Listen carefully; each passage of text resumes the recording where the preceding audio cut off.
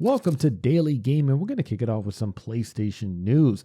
December's PlayStation Plus Essential lineup has leaked, and it includes Mass Effect Legendary Edition, Biomutant, and Divine Knockout. I was a bit worried that PlayStation would stop placing absolute bangers and essentials once they introduced the other two tiers, but they've kind of been keeping up.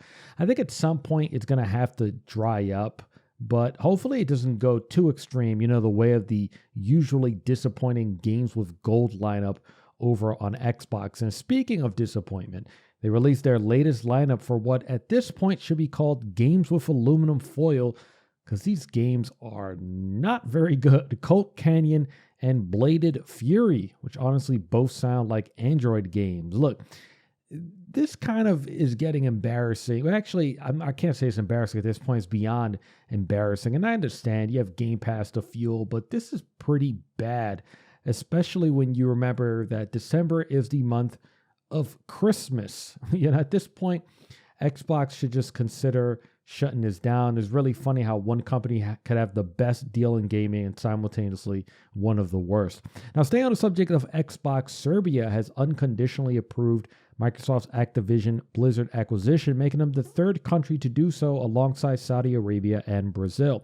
This news arrives right after Reuters reported that Microsoft is likely to offer EU concessions in order for this deal to go through, including striking a 10-year deal for Call of Duty on PlayStation. Honestly, I'm not sure of any other concessions that would make sense at this point. I think a 10-year deal with PlayStation is beyond a show of good faith. And if Sony asks for more, such as, something crazy like, hey, you guys can't put Call of Duty games on Game Pass ever, or within those 10 years or something crazy like that, I think then it gets to be too much. But we'll have to wait and see what happens.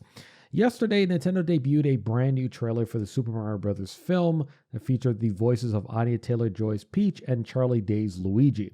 We also got a look at Seth Rogen's Donkey Kong, which was a little weird because we didn't hear him speak, even though Seth Rogen showed up at the beginning of this very tiny direct. We also saw a multitude of new areas, including Mario Kart and Rainbow Road. We also finally got a pretty good idea on how Chris Pratt will be voicing Mario throughout, and it's just weird because sometimes it sounds just like Chris Pratt in the recording booth, and in others, especially at the end when he yells Wahoo, the classic Mario Wahoo, it just sounds like a bad Charles Martinet impression. And it also shows how connected Charles and Mario are. And it seems many fans are wondering why they wouldn't just let Charles voice him. But funny enough, no one is saying the same for Luigi, even though he's also voiced by Martinet in the games. And, the fact that every other region seems to just be a foreign version of Charles Martinet makes it feel like casting Chris Pratt, I'm going to go ahead and guess, was an Illumination requirement to sell U.S. tickets.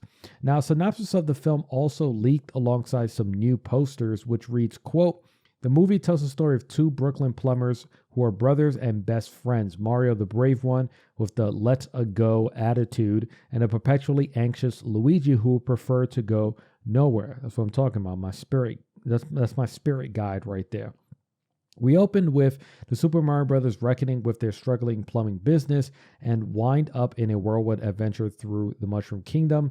Through their journey, we meet a cast of familiar, lovable characters, ultimately uniting together to defeat the power-hungry villain, Bowser. Now, the movie drops April 7th here in the United States, but the dates around the world are all over the place. As you can see here, Belgium gets it the earliest, March 22nd, while Japan, the literal birthplace of Nintendo, somehow gets it the latest, April 27th. All in all, I think the film looks amazing. I can't wait to see it, even with the uncertainty surrounding Mario's voice. But Nintendo gives, and they also take away. Super Smash World Tour released a statement yesterday telling fans that its upcoming Smash World Tour Championship and 2023 Smash World Tour was canceled after Nintendo told them the day before Thanksgiving that they had to shut it all down. They put up an entire Medium post detailing what happened, including the fact that they were in multiple positive conversations involving Nintendo throughout the past year, alongside allegations that Panda Global CEO Dr. Allen was actively sabotaging their circuit, along with a bunch of other tournament organizations. There was a lot of accusations in there. I might make a separate video going through this because it's just too much to say here, but I'm genuinely pissed off about this. Nintendo should be nothing short of absolutely ashamed for stringing along these organizers and effectively costing them hundreds of thousands of dollars, alongside once again screwing over the Smash community. The community really needs to respond, whether that's boycotting future Panda Global events, or, if you're contracted to appear and you're a player, showing up, stalling matches, making them as boring as possible, something, anything. The community needs to come together in defense of the Super Smash World Tour. I know a lot of people were blaming Panda Global because they were brought up a lot in that Medium post, especially Dr. Allen, and some of the really nasty, almost like protection racket type of mobster language that they were using. Hey, give us broadcasting rights or we're gonna tell Nintendo to shut you down. A bunch of crazy stuff. But I think Nintendo takes a bigger chunk of the blame here because they strung these organizers along. They were telling them for months and months, like, hey, you guys are great. Go ahead and do it. It's separate from what we're doing with Panda. It's perfect. You guys can continue doing what you're doing. And they gave them that confidence to keep going, keep spending money, making deposits, probably on different venues. And obviously, you're also stringing along players. With the understanding that this tournament is actually going to take place, especially with the fact that it was, setting breaking records with participants, with prize pots and everything like that. It's just awful. And I'm, genuinely really, really pissed, especially as a former Nintendo employee myself. It really is nothing short of a shame that they would do something like that. That's it for today. Like it if you liked it. Subscribe if you loved it. And check out the Camp Koji podcast every Monday. My name is Joel. Peace. With the Mario Brothers and plumbing's a game. We're not like the others who get all the fame. If your sink is in trouble, you can call us on the double. We're faster than the others, you'll be hooked.